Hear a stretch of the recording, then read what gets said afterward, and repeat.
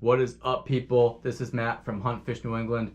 Thank you for tuning in to this podcast episode. Today we sit down with Pat Guyette, who's the founder and CEO of HUNTSTOCK, and he's also the host of the very successful podcast known as Hunt Suburbia. Pat is a genuine dude, and he's somebody who can envision something and bring it to fruition, and Hunt Suburbia and HUNTSTOCK are two examples of that. So thank you, Pat, for coming on to this episode and giving us all sorts of nuggets to take with us after we listen. Before we get to the podcast, we ask that people like and subscribe so they can be cued into other great episodes as we start to roll them out for the remainder of the year and so on. So buckle up. Here he is, Pat Guyette, founder and CEO of HUNTSTOCK and the host of the Hunt Suburbia podcast.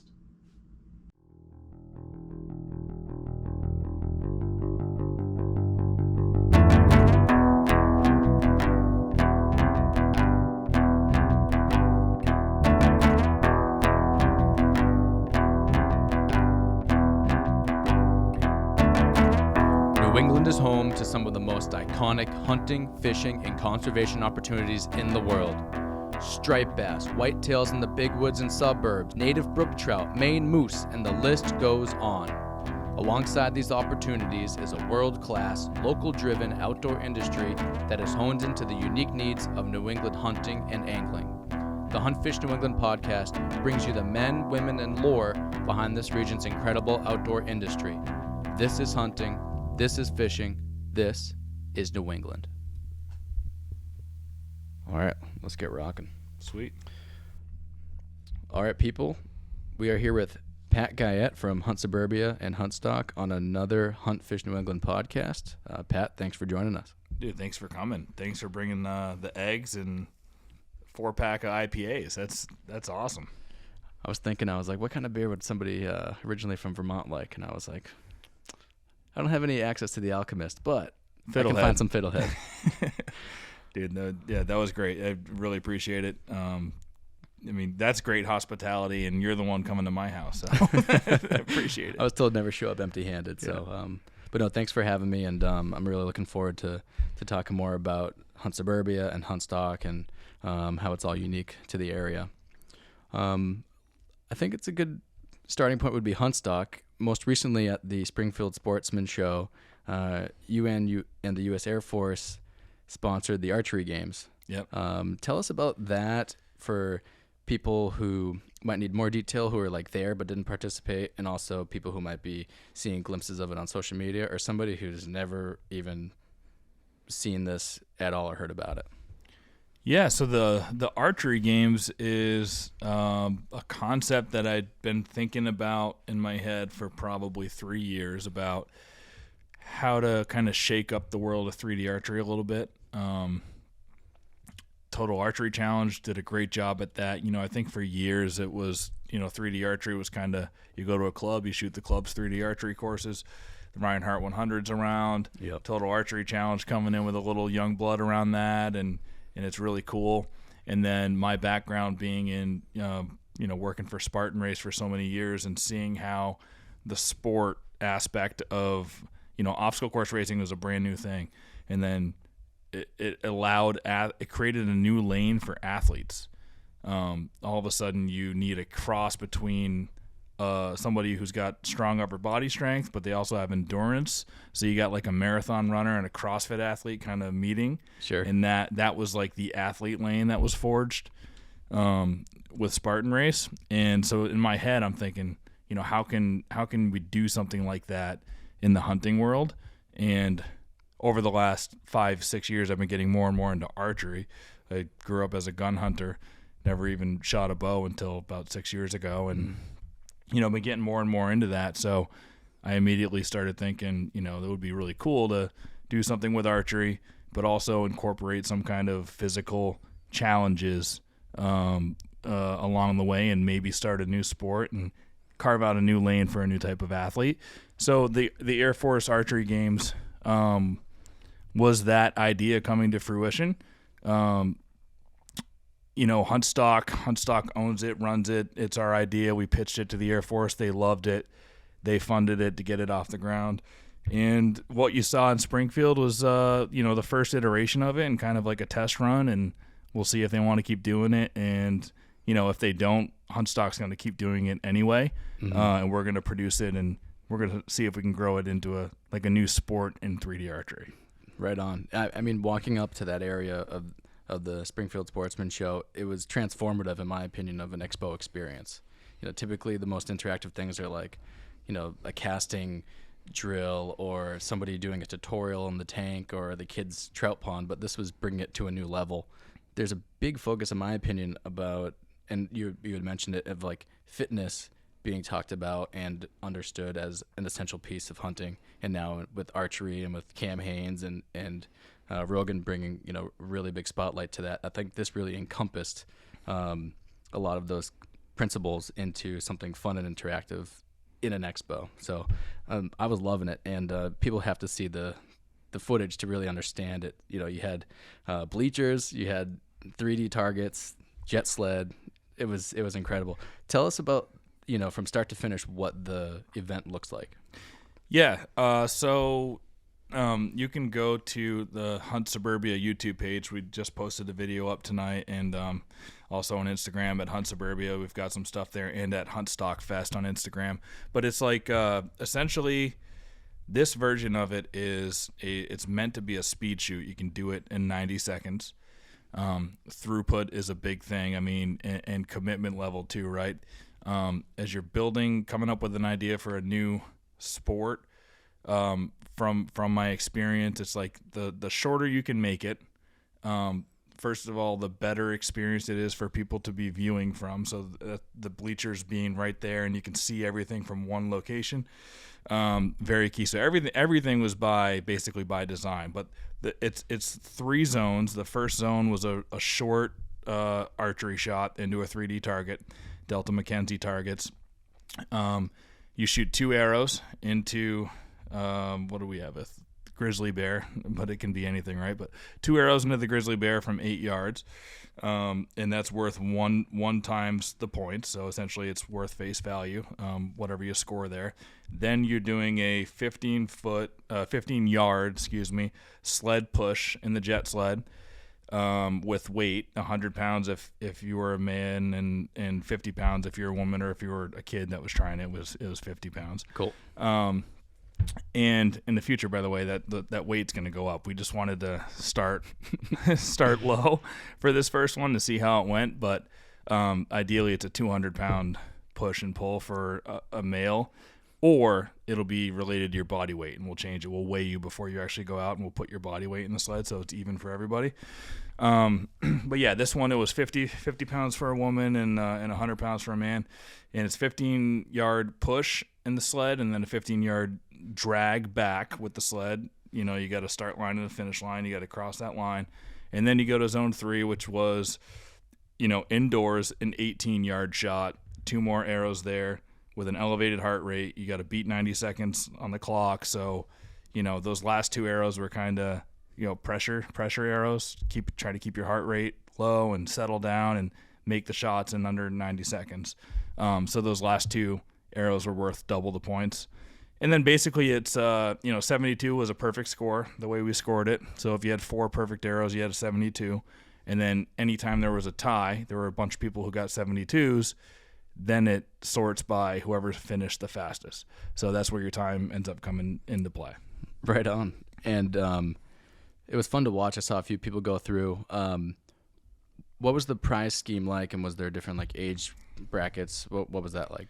In this one, there was no age brackets. Men and women competed against each other, and an 11-year-old made it to the finals. So, and he was a hell of a shooter. He really was.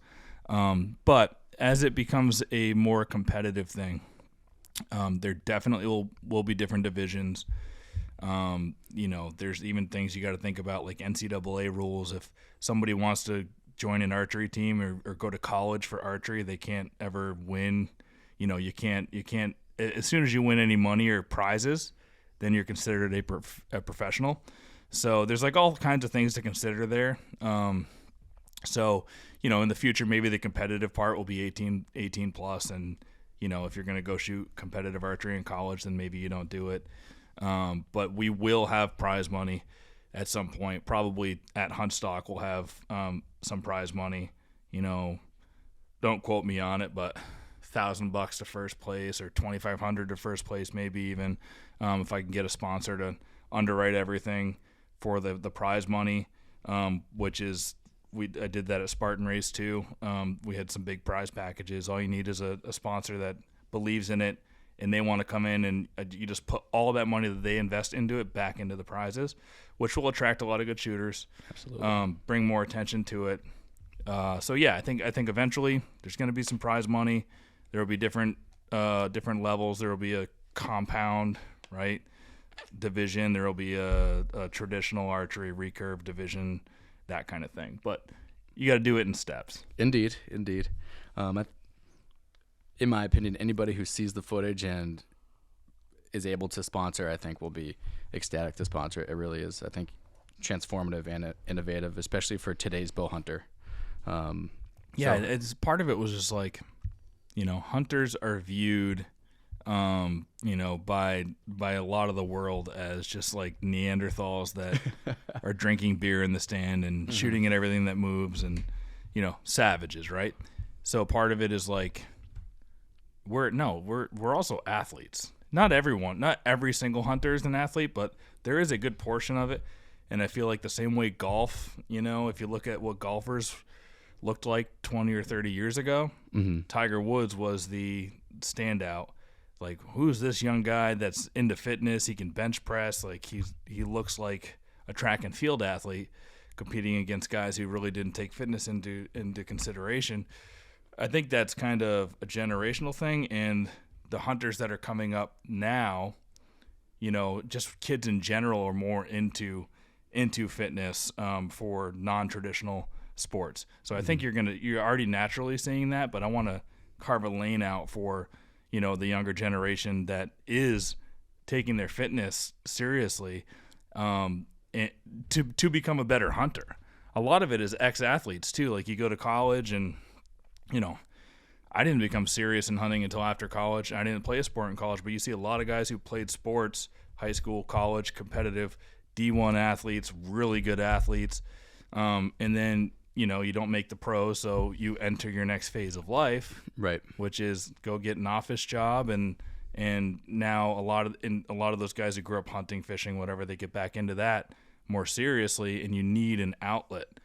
All the energy that you were spending for the last 10, 12 years of your life, pouring it into your sport, training for it, getting up early, all that stuff can be transferred over into hunting as an outlet. And so I think there's a lane for all those athletes too, those college athletes that are looking for a new outlet and a new lane. Like, I want to carve that out. I love it. And a lot of those individuals are very conscious about what's going into their body, and to be able to have an athletic pursuit, a noble pursuit, and harvest and then eat what you harvest. I think it's just it's a no-brainer, and it really aligns with a lot of the values of that culture you're talking about. All right, so go to, like you mentioned, Hunt Suburbia on Instagram and at HUNTSTOCK Fest on Instagram, and also the associated YouTube videos, and you'll see the archery games footage. It's something to see, and it's only going to get bigger. Speaking of HUNTSTOCK, tell us what HUNTSTOCK is and how it got started, and for the people who went last year, what's new this year, and for people who aren't aware of it at all, what's going on this year. Sure, yeah.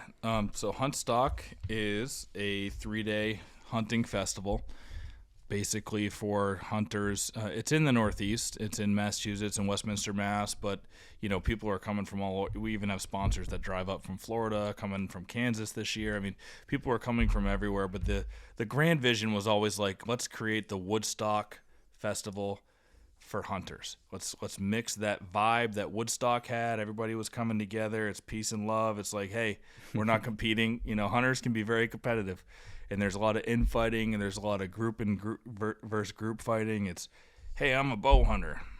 I'm a crossbow hunter. Hey, crossbow hunting isn't bow hunting. You got all that kind of stuff that happens in the riffraff around hunting, which we want to put an end to.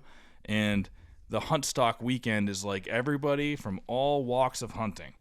everybody comes together and we're just like, hey man, we all have common ground here. We all are doing this for a reason. We're doing the same thing. We might be using different implements or different strategies, but we're doing the same thing and we all love it. So like, let's come together, drink some beers, listen to some live podcasts, awesome seminars. I think if you've heard of a great hunter in the Northeast, they're all at HUNTSTOCK. Like it's like a meeting of the minds, kind of. It's a mastermind for hunters, and it's $40 to enter. And sometimes I hear that, oh, that's so expensive, and it's like it's only expensive because you're comparing it to, what you've been used to paying at other shows. But I guarantee you, nobody's putting in this level of effort, and you're not getting this level of talent all in one place in a weekend. I mean, it's worth a heck of a lot more than $40 to enter. It's probably worth a couple $100 to enter. But it's like it is just a coming together of all hunters in the Northeast to share in our passions. We've got 3D archery course besides the Air Force archery games. We've got a 20 target 3D archery course that Delta McKenzie sponsors. I think Vail Camo is going to be the headline sponsor of that this year. They're coming from Kansas. We've got the Air Force archery games that'll be there.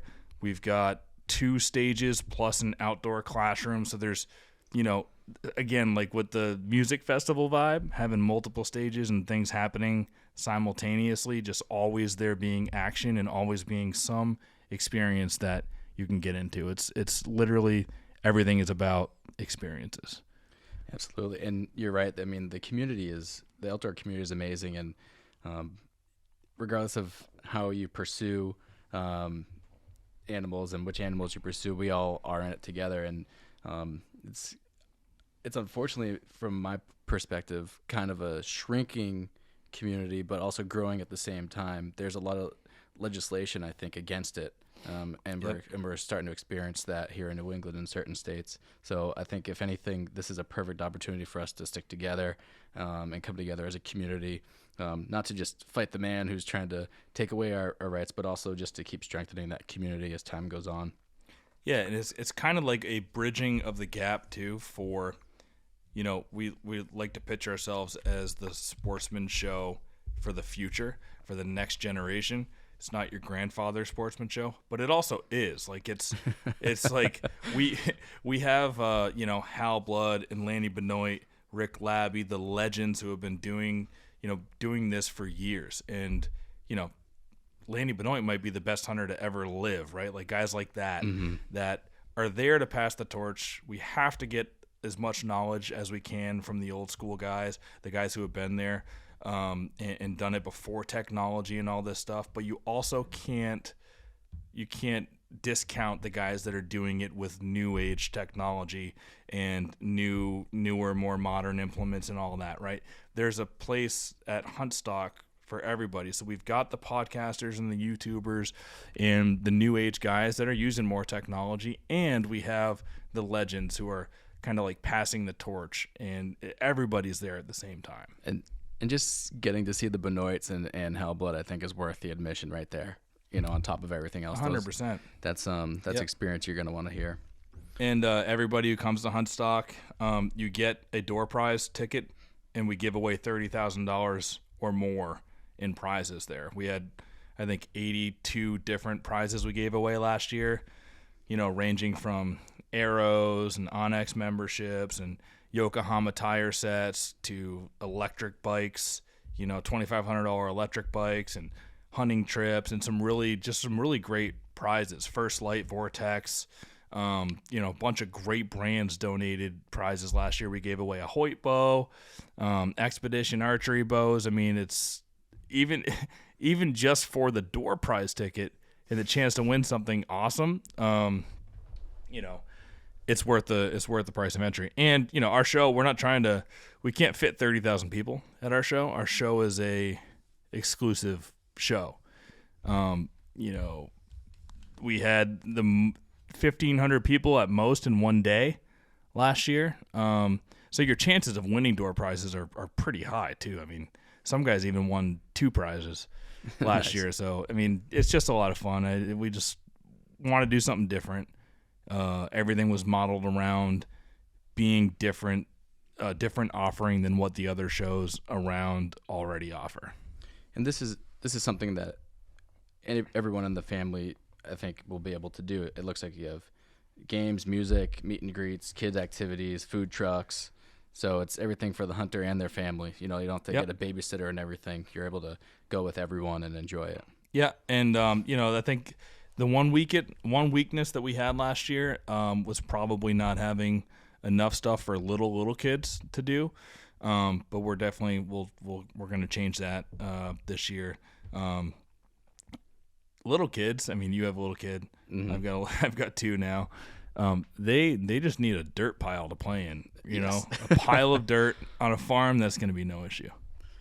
So I'm just going to run through the flyer so everyone has some concrete info. So HUNTSTOCK, it's coming to Wildwood Farm in Westminster, Mass, August 11th through August 13th.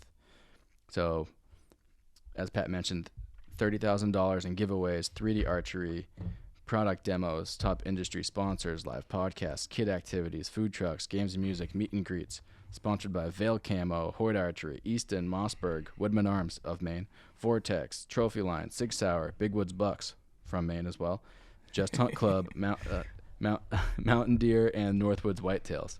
So I'm calling a call to action right now. You can keep listening to the pod or you can pause it. You're going to go to HUNTSTOCKEvents.com. I got that right? Yep. You're going to go on right now, and you have no excuse not to do it. You have plenty of time to get a babysitter if you want to go solo. You got plenty of time to put it into the calendar. I'm calling a call to action. Go on there, and you're going to buy your tickets right now. I'm buying mine right now as we speak for the whole weekend. He literally is. HUNTSTOCKEvents.com. It's like, what are you doing over there with your credit card out, dude? So here we go. I'm checking out. I'm in. Call to action for everybody listening. Make it a priority. It's August 11th through 13th in Westminster, Mass. So I'll be there. Dude, I appreciate that, but as a content creator, you get in for free anyway. I want to go to that VIP party. So that's another thing that we're doing is I know how hard it is to put content out and to do it consistently and for little reward most of the time. It's like it's a grind. It's a super grind to do it. So part of HUNTSTOCK's vision too is getting the content creators to come. Not only is that good for the next generation of hunters because, kids are, let's face it, kids are watching Just Hunt Club, Big Woods Bucks, Hunting Public, all of that stuff on YouTube, and they don't know who Lee and Tiffany are. And I don't even know. It's taken a lot of people to say, dude, you don't know who Lee and Tiffany are, for me to look them up and go, oh, okay. So they have a show on TV, right? And Lee and Tiffany, if you're listening to this, that's not a slight to you. That's just the way, that's outside of my world. I don't have cable TV. I didn't grow up with that stuff. I, grew up watching YouTube hunters. Right. So getting those guys in is helping to get the next generation of hunters to know about HUNTSTOCK, to come to HUNTSTOCK. And it's really, really hard to make any money at all, even enough money to cover your expenses or to get some free product. So if you have a podcast or you have a YouTube page and you're consistently putting out content and that's your thing, you have a passion for it and you want to pass knowledge off, you get a free 10x10 at HUNTSTOCK. And we have limited space. It's on a farm. It's not like we have unlimited space, but you can come no matter how small your podcast is or your YouTube channel or whatever. If you really want to make a go at it, come to HUNTSTOCK. Take pride in your booth. That's the thing. Don't come and just have a standard 10x10 white top tent with no branding and be boring. Our whole thing is you can't be boring. HUNTSTOCK. It's the only price of admission. Yeah, it's literally for sponsors. If you even go to HUNTSTOCKEvents.com, like Matt was just saying, and go to our sponsors tab and just read our sponsorship philosophy, I think number 2 is you just can't be boring. We don't want any booths at our event of people just sitting behind a table with flyers on it, and you will not find non-hunting related sponsors there either. It's all outdoors related. But if you're a content creator, you can just hit me up. We'll find a space for you. Take a little pride in what you're doing. Have something of value, some kind of experience. Like, think outside the box. Come up with an immersive experience that you can offer to people that are coming by to talk to you. Something that'll teach them something about hunting or allow them to enter into a giveaway, but something that's like an experience. Everything should be thought about as, how can I make the experience better? All right. And if people do want to get a booth, how should they best get in touch with you? You can email me at huntsuburbia@gmail.com or DM me on any of the social medias or find me on Facebook. However you want to. Or you can text me, 802-353-5205. Nope, that's out there now. But for the DMs, the handles are at HuntSuburbia and at HUNTSTOCK Fest. Yep. Gotcha. All right, you would, let me see. All right, I think we covered everything for HUNTSTOCK. Anything else you want to tell people about it? Oh, dude, there's so much. No, the main thing is, we are always going to be pushing the envelope. We're always going to be coming up with a new idea that is like forcing the issue, and it's going to make other people want to or need to change how they're hosting events, how they're thinking about the sport or the evolution of hunting. My goal is just to constantly push the boundaries there and come up with new ideas, like the archery games. Like the way that we score at HUNTSTOCK for even our regular 3D archery course is just flip the game on its head. We're scoring like golf. Like, you're gonna get an eagle, a birdie, a par, a bogey, or a double bogey. The lower the score you have, the better. You hit a 12 ring, that's an eagle. You hit a 10 ring, that's a birdie. Like, we're changing. We just want to always be different. I love it. So I can't get into too many of the things, but there's a lot of incredible things that are going to happen at HUNTSTOCK this year. That some things are going to be secret until they happen, and it'll be a surprise, and it's going to be really awesome when that happens. One thing will be at the VIP party, so you'll be there. And if this comes to fruition the way that we're planning it, it's going to be something super special. But always having surprises. You never know who you're gonna see or what you're gonna get when you come to HUNTSTOCK, and you're always gonna get a new experience. All right, I'm looking forward to it. Again, August 11th through the 13th.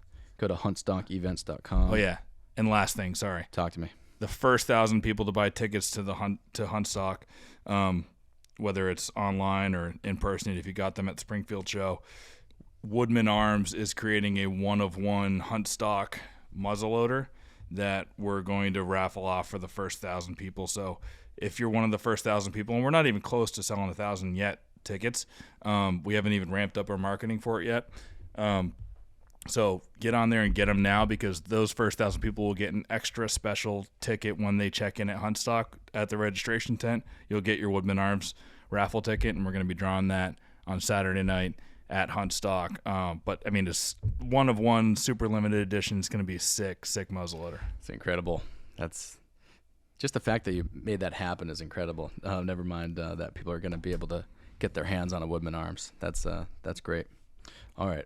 And I'd like to know that I'm in on that drawing. You are. Dude, that's the other thing. A lot of shows, like sponsors, vendors, volunteers, they're like, nah, you can't be in on it, dude. It would look weird if you won. Like, it's going to look like it's rigged. That's not the case in HUNTSTOCK. I promise you we're not going to rig anything, but if you're a sponsor or you're a vendor, you also are in on the door prizes. Like, everybody's in on it, man. we're not, you know what I mean? So we're talking about Woodman Arms, and you had mentioned Hal Blood and the guys from Big Woods Bucks.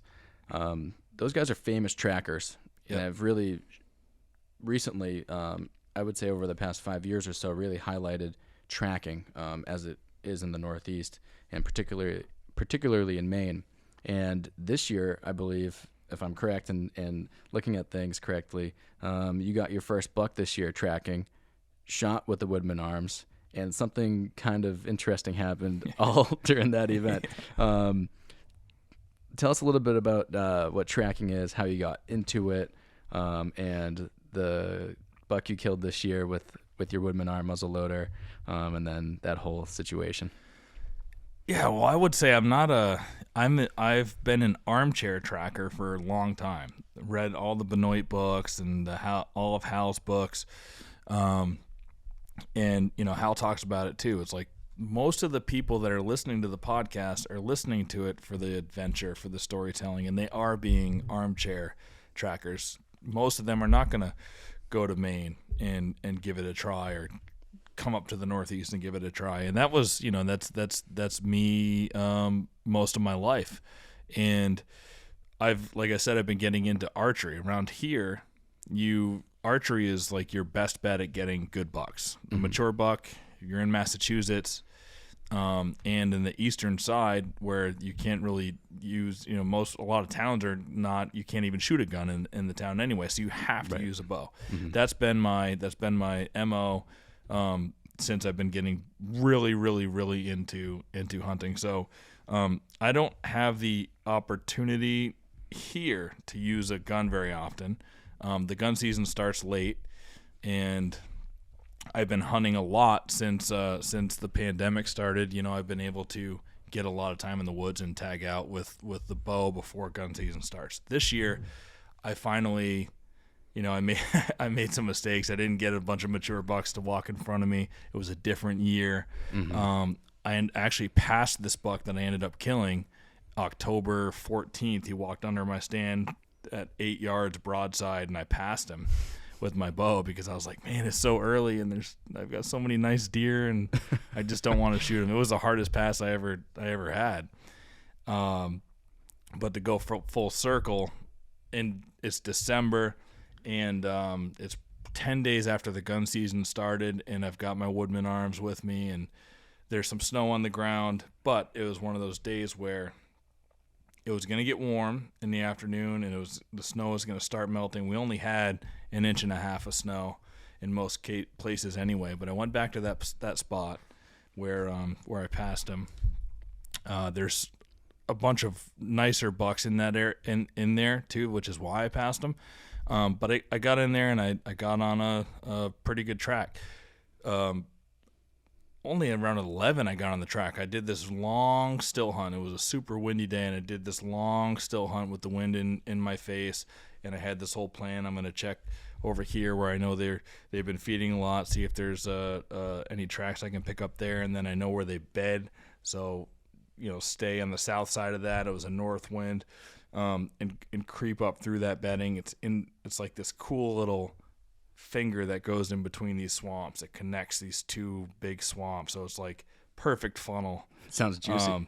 Yeah, and they bed right there too. There's a couple of nice little knobs, and so I'm going through that, creeping.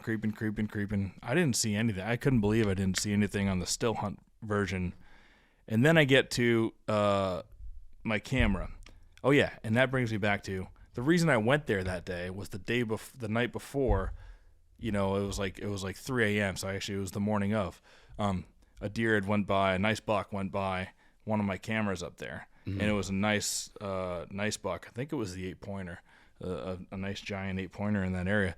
So my point, I was gonna still hunt up to the camera, and if I didn't pick up a track on the way there, I knew there would be one waiting because I saw the buck 7 hours earlier or whatever. Yep. So I get there at 11 to the camera, follow the track, and I don't know, it takes me a nice hour and a half. I'm taking my time because I'm right in the middle of the bedding. He could have been bedded down in there anywhere. So I'm just taking my time on that track, and it's meandering, back and forth. Every time I think he was going to bed down, he didn't. I never even crossed a bed of his, but was on it for an hour and a half until he went up this knob that there was no snow on it anymore. He went up. It was the south-facing side of a knob, and I just lost his track. It went right into that. So I said, well, I know what's on the other side of that knob. I've been here before. There's the edge of a farm field over there. I'm going to just get to the top of the knob and sit there and wait for the rest of the day. Lost the track, but chances are maybe something will be coming up out of those swamps and into that farm field to feed at night. So that was my plan because, heck, I just lost the track. So that's my plan. I start making my way up that knob, but only like 3 minutes into after I made this decision, and I can see his antlers. He's bedded down just on the top of the knob, right over the other side of it. He's bedded down, and I had to take a double take. I'm like, is this really happening? There's no way that's a buck. Like that's gonna be some bleached out branch. But I pick up the Woodman, and it's definitely that big buck, and I could tell. I was like, it's either that big 6 or it's a big 8. I don't know. I ended up having to wait him out because I had no shot. With the muzzleloader, you don't want to force it through a bunch of brush. All I could literally see were his tines. So I waited him out. I think it was an hour and a half or 2 hours. I was just kneeling down to a tree waiting for him to stand up. And when he stood up, I shot him. And I didn't realize it right when I shot him, but I shot him. I was excited. I started, going towards where I shot him. And I'm like, what the heck? There's a doe bedded right there. That's a big looking doe. So I like pull up the wood. I reloaded before all this. Pull up the Woodman, and I'm like, that doe's acting weird. Like it was like shaking its head like this, just going back and forth, like shaking its head. I'm like, something's weird. And then I could see pedicles, and I was just like, dude, no way. That must be the buck I just shot. He flopped down. I didn't see him flop down, but he flopped down into that bed there, and he shed somewhere. So as soon as I made that thought, I'm like, well, I got to go finish him off, dude. He's just like flopping around there now, doing some weird neck movements, right? Yep. So I walked up to him, finished him off, and then backtracked and found his sheds. They were right there, and it was pretty crazy. It's an incredible footage to see. So people can see this, and it looks like you have a couple videos out. One recent one around the time that this happened, but it's on your Hunt Suburbia page on Instagram. So at Hunt Suburbia. So I'd like to talk more about that. So people get on and follow Pat at HUNTSTOCK Fest, and also at Hunt Suburbia on Instagram. Also follow the YouTube channels. And are you on Facebook too for those? Yep. Okay. Yep. So let's talk more about Hunt Suburbia. Hunt Suburbia, you were mentioning to me, it started out mostly as a podcast and has evolved to additional content and things on YouTube. Tell us more how you got started with Hunt Suburbia and how it's unique to New England specifically. Yeah. So Hunt Suburbia basically started during the pandemic. I don't know. Do you remember those early days? It was like, holy crap, what's going on? This is the way that it was portrayed to everybody was like, this is apocalyptic scenario. I legit thought zombies were going to happen. Yeah, it's like we might not go back to work. Yep. Zombies could knock on the door at any moment. I actually remember, it was really cool, actually. I don't know, 7 days after like the whole country went on lockdown, there was not a soul outside. And I remember looking at my wife, and I'm like, we can't not have our guns here. I hadn't had my LTC yet at the time. It was coming. I'd already submitted for it. It was coming, but I didn't have it. But I was like, this is an apocalyptic scenario. It seemed that way. It potentially could be, right? Like I just like, in case the worst shit happens, I'm going to get my guns. So she's like, all right, cool. But at that point it was like weird to be outside of your car. Like she's like, just don't touch anything. And wear a mask and gloves. And I was like, almost like in a hazmat suit. Right. Yeah. But I remember leaving and driving to Vermont to go get like my childhood hunting gun. That's all I have. I don't have assault rifles or anything like that. Just my hunting guns. But I drove there, and I didn't see one single vehicle on the ride from here to Rutland, Vermont. And it was highways. It was dude. It was the craziest thing, but it's a really cool memory that I'm gonna remember because there was not one single vehicle. And I got there, got my guns, went to Dick's Sporting Goods and bought like 30 boxes of 30-06 shells. And I still have so many of them. Yeah. But yeah, it was during that type of time, right? Who knows if like the world was going to restart and if I was going to go back to the same job I had anyway. And I was thinking to myself, I know how to, sponsorships, partnerships is what I've been doing for a living for 12 years. I have been selling podcasts for 12 years. I'm a huge podcast consumer. I love hunting. I had already been getting into it more since I bought this place in the suburbs, and finally, like, you know, I was living in Somerville, Southie, all this stuff for 10 years in the concrete jungle, and my only hunting was going back to Vermont. But finally now there's like, I feel like, hey, I'm kind of in Vermont out here, but I still didn't have any idea what type of, you know, that there would even be, like, in my mind, at that point, it was like deer are in woods where they can roam, big woods. They're not in these little patches. Mm-hmm. But when I moved here and I was like, hey, I'm going to put some cameras out and started scouting around, I was just so surprised. I was like, holy shit. These 2.5-year-old bucks that were everywhere were bigger than anything, you know, that you see around our deer camp in Vermont. Right. And those were just the 2.5-year-olds. And I started seeing 3 and 4 and 5-year-olds and really nice deer. So I got really into it. And I'm like, dude, I've been selling podcasts for a living. I've been doing you know, and I might as well just start one. Throughout my life, anytime that there is, you know, an opportunity to learn something new that can add to your whatever, your business acumen or whatever, your portfolio as a business person, just like learning how to do it is better than not. So I knew how to sell I like to, like, vertically, I don't know how to say this. Vertically integrate everything. And it goes all the way back to when I was in college and I was working at Big Lots as a stocker, right? I learned how to basically take shit off of a truck, unload it, put price tags on it. It sounds basic, right? Put price tags on it and then merchandise it on shelves properly. Mm-hmm. So after I learned that, I was just being curious. I'm like, well, I want to see what happens. Like, who's loading that onto the trucks? I want to see that process. I went and got a job doing that, where now I'm sitting at an assembly table and I'm packing all the stuff and gluing the boxes together that goes to the retail store. And so I wanted to see that part. And just doing that, and that's how I kind of view everything in life. So I'd been selling the podcast, listening to them. I might as well learn how to do it. You and I both, we were talking, I was a rapper back in the day. You were in a rap group. Pat Burns was in a rap group. Listen, everybody was, right? It seems like everybody was. Yeah. But even that part, right? Like, I had learned, I knew basic sound engineering and stuff, but I wanted to learn the process of what goes into, how do you do a podcast? How do you record it? How do you get into video editing? What's an RSS feed? All this stuff. And you just dive into it. And then whether you're successful in it or not, you've learned a new skill. Absolutely. So it really all started from that. And then I just started interviewing, like, learning a lot from the people that I interviewed and getting addicted to that part where it's like, it's a great networking tool and you become such a better hunter. So anybody out there who's, whether it's hunting or whatever, you're really, really, really, truly passionate about, just start a podcast. Yeah, the cliche is everybody's got a podcast, right? Mm-hmm. They don't, dude. You don't have one yet.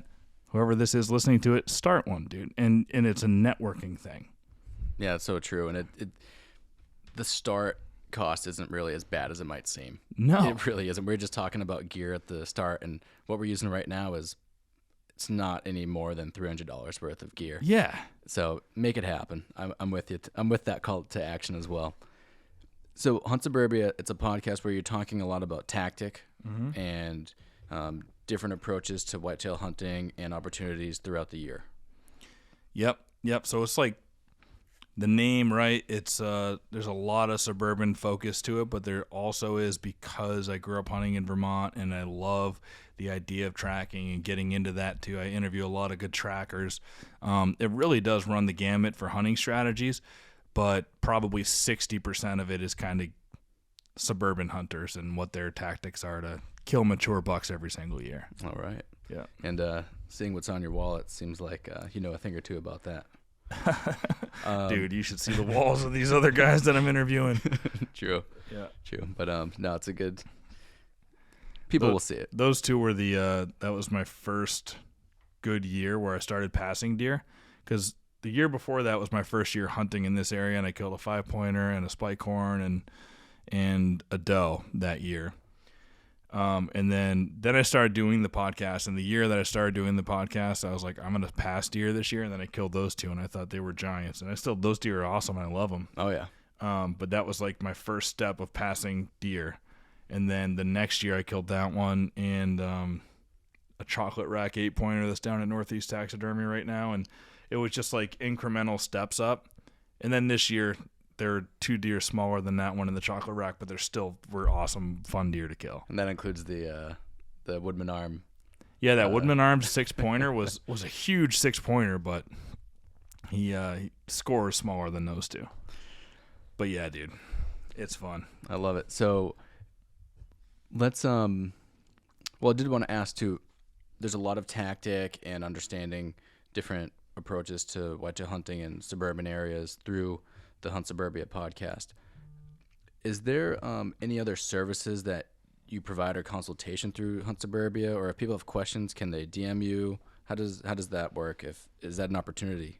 Yeah, no. Anybody, I answer everybody who DMs me, and I take pride in it. And I love getting messages from people that say, "Hey, man," after they'll bounce strategies off of me and give me these scenarios. And first of all, I don't know everything, not even close to it, but I did amalgamate a bunch of knowledge, into a short period of time. And for beginners, like it's usually beginners who are messaging me, and having any kind of a mentor at that point is awesome, and I think really necessary. And I'd like to be kind of a digital mentor. I've taken some people out too and put them into my spots here and there. But yeah, DM me anything you want. But also, just a plug for my friend Neil Pendleton is one of the best hunters in the Northeast. He's just a beast, kills giants all different types of ways, hunting in the suburbs, tracking, still hunting. He's an animal. Him and Jake Trickett have a company called The Next One, and that is what they do. They do, basically, it's like personal trainers for a deer hunter who wants to really set a goal and then be held accountable for it, and have weekly check-ins, and they develop a plan, and it's really cool. So, check out thenextone.com. They got all their socials too. But yeah, Neil and Jake are both great hunters. Based off your experience and also information you've gotten from guests on the Hunt Suburbia podcast, so let's talk about like the new hunter. Yep. You get your bow. You may or may not have a climber or some sticks or whatever. You get your hunter's ed done. What is next? Like, what are some essential next steps? Because I think the learning curve just gets really steep after you get those first initiation pieces of equipment and licensure. What would you suggest people get in terms of equipment? We don't have to say names of brands or anything, but just some concrete things people need to obtain and then do to be successful their first year, the first following fall. I mean, I would honestly say get a couple of cameras. You don't need cell cameras. Get a couple of regular cameras and just listen to podcasts that talk about the type of hunting that you're doing. If you're in the suburbs, listen to my podcast, or listen to, I'm sure there's some other suburban hunting podcasts out there. If you're trying to track or you live in big woods, listen to the Big Woods Bucks podcast, Stagger Gear podcast. They have an awesome podcast. Just consume content. Don't take time out of your day to do it. Don't leave your family off doing stuff to listen to podcasts. But while you're driving, put one on. While you're mowing the lawn, put one on. While you're working out, put one on, and just consume as much content as you can. And then, honestly, go to HUNTSTOCK, because HUNTSTOCK is 20 of the best hunting books from the Northeast that you could buy. All the authors are there, and they're giving you all the knowledge that's in their books is happening on the podcast and the seminars that they're doing, and you can make direct connections. Like one of the things I say about HUNTSTOCK is it's like going to a big buck university. So if you I like that. If you wanted to just go there, and you're going to learn so much in a weekend, and you're going to be embraced by so many hunters that just are so excited that you're new to the sport. And Dude, I can't even explain what the energy was like at HUNTSTOCK. It was something I've never felt before, and probably part of it was because I've been thinking about it for years and envisioning what it was going to be, and then it turned out exactly the way that I had been envisioning it, and it was like this just elevated. Everybody was so happy and excited, and I'd never felt that before in my life, and that's what happens at HUNTSTOCK. So if you're a new guy that doesn't even know where to begin, you don't have any hunting buddies, didn't grow up in a family of hunters, dude, you're going to have like a family of 3,000 people that like are going to embrace you at HUNTSTOCK. It is such a cool experience. So that would be my advice. Shamelessly, but also that's totally real. Go to go to HUNTSTOCK. Listen to Hunt Suburbia podcast, Stagger, Big Woods Bucks podcast, Northeast Hunt and Film podcast, Outdoor Drive, all these Northeastern podcasts. If you're hunting in the Northeast, if you're hunting Midwest, you've got other podcasts there too, but you're going to learn something from all of these podcasts that you can relate to no matter where you hunt. And also a lot of the guest speakers, like you mentioned, the authors of these famous books about Northeast hunting, they also have their own guide services and things of that nature. Yep. So it's a good opportunity to network with those guys and get to know the people behind those outfits and maybe even sign up and schedule a trip.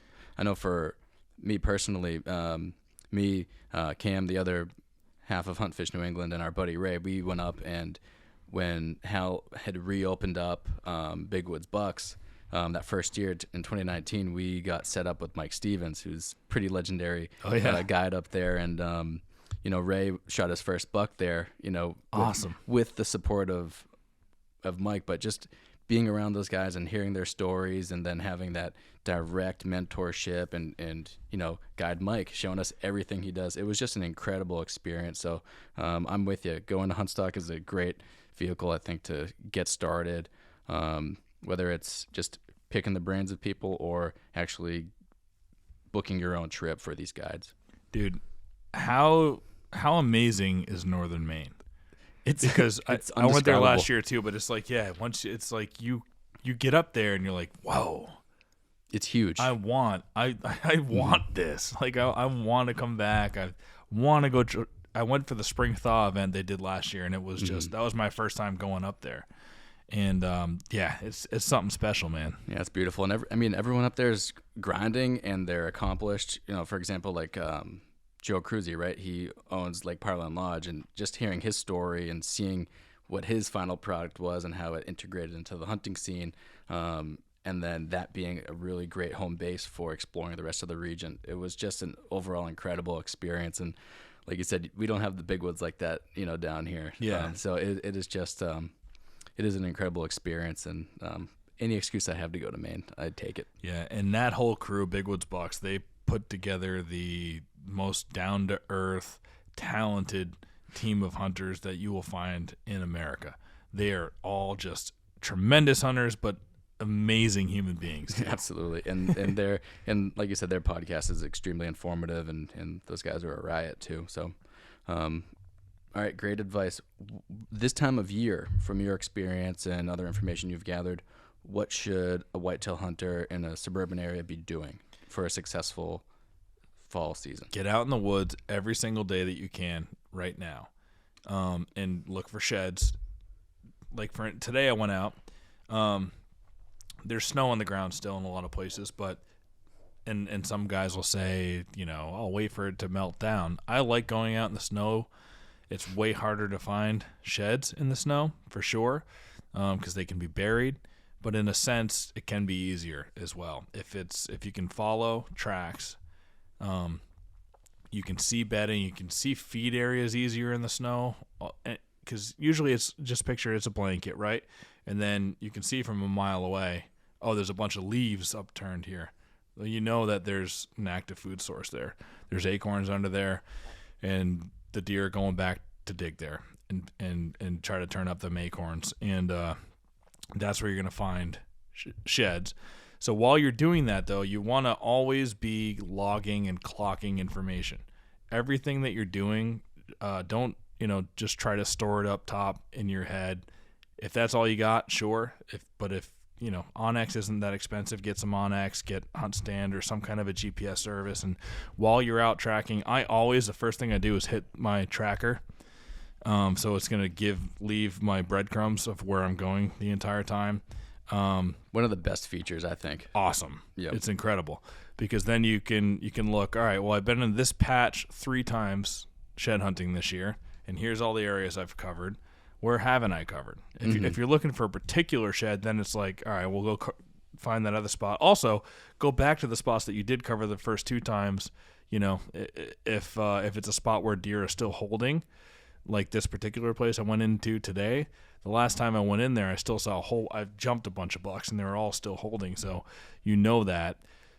So go back to those other spots. But what's most important is marking down the big feeding areas. Where are all those leaves being overturned? If it's bare ground, you can see that pretty good too. You'll see flat leaves and, whatever. It just look like a barren. You can see the pattern. If you look a long ways, just kind of look and you'll see, all right, those leaves are all pretty flat. And then you'll see where the edges are turned up and leaves are flipped over, and you'll just see the disturbance in it. And that's how you know where they're feeding. So I mark all those places down, and I just mark the apple, which is food source on Onyx, and I change the title, whatever, to check back here later at food source. Yeah, leave a little note. Yeah. And so like the week before the Springfield show, I went back to that spot and went right to one of those apples that said check here, and I've got a giant 6-point matching set that was just beautifully laid there. Nice. And I was like, it was probably the most adrenaline that I've felt in the last 3 years of all the hunting experiences, shooting the deer and everything. But when I walked up on the matching set laying right there, I almost blacked out. I was like, I was so loud, fist pumping, like basically screaming to myself. And then I had to call my partner, Pat Burns, because I thought I was going to pass out. Like the wood started spinning and I was lightheaded. And I don't know what happened. And I was like, dude, I need to just share my location. That's also something. If you're going to go into woods, whatever, hunting, you're going into big woods, share your location.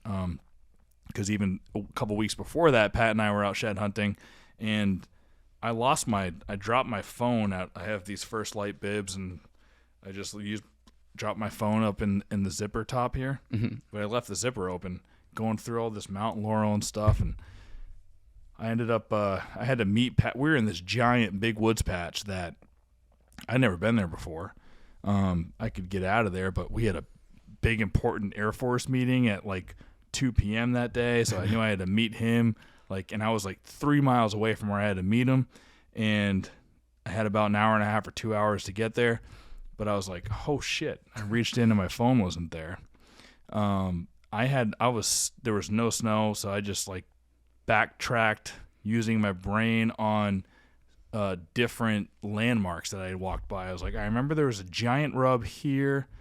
I remember I had my phone there. There was a huge scrape, so I just kind of walked through that. I got so lucky and found this in the laurel. But that's when Pat said, dude, whenever you do things like when we're going to new areas, always share your location with me in the morning, and I'll do the same, because that's happened to him a lot too, where he'll lose his phone. But as long as he's sharing his location with somebody, you can use the Find My Phone app and get right to it. But anyway, yeah, dude. So mark down bedding, mark down food sources, and if you're using the tracking feature, and if you try to stay on a deer trail, sometimes I'll dedicate a whole day to just walking deer trails. And if it's snowing out, using the tracking feature, changing the color of the track that it leaves so that this is a day that I'm dedicating to just following tracks. So it can be tempting to leave the track and go somewhere, but if you're dedicating that day, you follow the most heavily run trails, and that's all you do. Don't take the side trails where 1 track or 2 tracks are going off. The ones that are beaten down that you can tell are really heavily used deer trails. Follow those. It's worth doing that every once in a while, taking a whole day in the snow to do that, and just follow the really heavy trails, because then you do that a few times and you can look at the map and zoom out and you go, all right, sweet. Well, here's where 2 of those heavy trails crisscrossed. And it's harder to see that when there's not snow. But when there's snow, it's very easy to do it. So that's something you can do too. Got it. And are you doing any setup for stands at this time of year? What about setups? No, I'm not, but probably could or should be. But I right now I'm not. Right now is a good time to put mineral out. I haven't done that either, but get some trophy rocks, put some mineral out. January is a great time for that. You know, you're gonna get inventory of the deer that survived. You're gonna get deer coagulating on an area. Put a camera on that mineral, and you're helping them. You know, right now it's very important for them to rebuild. They just expended so much energy during the rut, and you know, in years past, they got to build up fat reserves and everything for the heavy winters and snow, but we're not getting a lot of snow right now. But it's a good time to put out mineral, get a camera set on the mineral. And then who was telling me that recently, that I think it was Eric Morera, if you're putting the mineral out now for the yearlings, for the deer that were born in May and June this last year, because this is their first year alive, their first winter that they're going through. And if they know that there's mineral in that location after this winter, well, that button buck that is a yearling right now, he's going to come back because that's his only memory now for winter. Sure. So next year, if you put the mineral in the same spot, he's going to know when it starts snowing and the rut's over, there's usually mineral over here, so I'm going to go back there. So he starts putting it out. I thought that was really, really awesome. So do that, and I haven't done it this year, but then he'll be back as a 1.5, a 2.5-year-old, and he's going to have that habit now and know where to go get his mineral that he needs, every single year. So hot tip. Good tip. All right. Okay, and what do you have lined up for this year in terms of hunting or outdoor stuff outside of HUNTSTOCK? Nothing yet. I'm toying around with maybe going to Maryland with a couple of friends. Like, we went to North Dakota last year, and that was awesome. Maybe skip a year in North Dakota, but looking for somewhere to go early season for a hunt. First week of September, and so we're playing around with maybe going to Maryland for that, and then other than that, just hunt Massachusetts. And if I can get time and get the approvals and everything, I would love to go to northern Maine and track a deer. Yeah, weather permitting, of course, and they also have the expanded archery opportunities back to suburban hunting. Mostly around like Portland and why am I blanking? Capital of Maine. Augusta, yeah, and Bangor. Yep. There's all the expanded archery opportunities there during September. All right, anything else you want to touch on before we wrap it up? No, man. I think what you're doing is awesome, and I think you should keep doing it. Just try to stay consistent with it. Thank you. Yeah, that's the goal. That's the goal. And it's hard. I take breaks. The first year I was going consistent all the way through, even January, February, March. But I think you do have to take breaks, especially if you're doing other stuff. Mm-hmm. As HUNTSTOCK started growing and taking more time, I took January through March off, and but just try to stay as consistent as you can. And dude, it's gonna open up a lot of doors for you. It's an amazing networking opportunity, and you never know what's gonna spin out of it. I mean, that's the whole reason HUNTSTOCK started, was because I decided to start Hunt Suburbia one day and did, and then just that you do it every single week and it takes you places. Interviewed Lanny Benoit, first interview that a Benoit had done on a podcast. Lanny had never been on a podcast before. That thing was awesome. People to this day are still coming up to me saying like, dude, I seen you from the Lanny Benoit podcast. That was awesome. And I mean, and they're telling Lanny that, and Lanny's revitalized now and wants to get back into, like, he's doing seminars every year at HUNTSTOCK. He's a great friend now. I mean, it just opens up doors. So I'm excited for you. Thank you. The journey that you're going to go on with this, and you never know where it's going to, end you up. You might not be working your full-time job in a couple of years. That would be nice. But, a big part of what we're doing is we really want to highlight people like you who are putting in full effort to support the outdoor community of New England, as well as to showcase the small businesses and the people behind the outdoor industry of New England. So thanks for the kind words, but also thanks for what you do.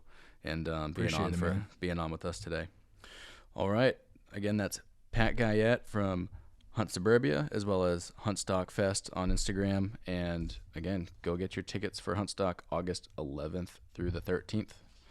Pat, thank you again, and I appreciate all the information. And I know that trophy wall is just gonna get bigger, so looking forward to seeing that in the years to come. Thank you, brother, and we'll see you at HUNTSTOCK, man. All right, thanks everybody. Not sure who's going to be on next, but thank you for listening. And to Pat's point, we're going to keep these coming out. So thank you for the support, and make sure that you subscribe to our Spotify channel, and also check us out on Instagram at hunt_fish_New England. Thank you very much. Take care. Bye-bye.